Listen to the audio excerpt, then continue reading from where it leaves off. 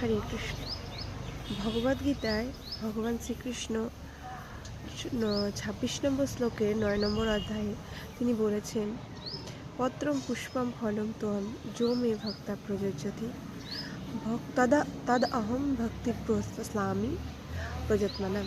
অর্থাৎ যে আমাকে পত্র, পুষ্প, ফল এবং জল দিয়ে অর্পণ নিবেদন করে মন থেকে,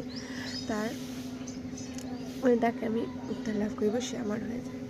অর্থাৎ পত্র, পুষ্প, ফল দ্বারা যে ভগবানকে নিবেদন করে, ভগবান তাতেই সন্তুষ্ট হয়ে যায়।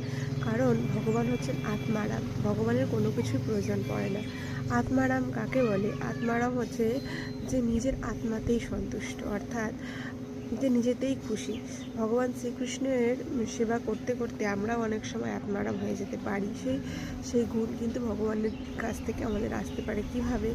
ভগবান শ্রীকৃষ্ণের ভক্তি করতে করতে, ভগবান শ্রীকৃষ্ণের সেবা করতে করতে ভগবানের কিছুটা পরিমাণ গুণ কিন্তু আমাদেরও আসে। সম্পূর্ণ গুণ কখনোই আমরা পাই না, কিন্তু কিছু পরিমাণ গুণ আমরা পেয়ে থাকি।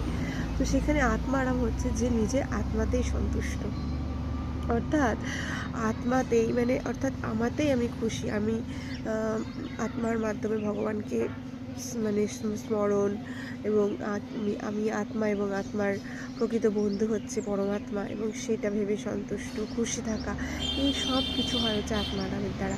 এবং ভগবান শ্রীকৃষ্ণকে যখন আমরা পত্র, পুষ্প, ফল, ছোটো ছোটো জিনিসগুলো দিয়ে ভক্তি ভরে নিবেদন করব, ভগবান শ্রীকৃষ্ণ আমাদের কাছ থেকে সেটাই গ্রহণ করে। এবং এই জড়জগতে যতদিন আমরা বেঁচে থাকবো, ততদিন কিন্তু আমাদের এই কামনা বাসনা কিন্তু কখনো কমবে না, দিনের দিন বাড়তেই থাকবে।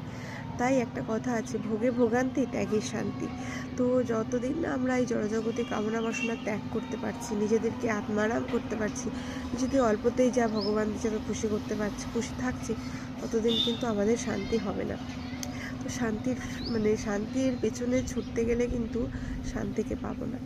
আমাদের পেছনে শান্তিকে নিয়ে আসতে হবে। কিভাবে?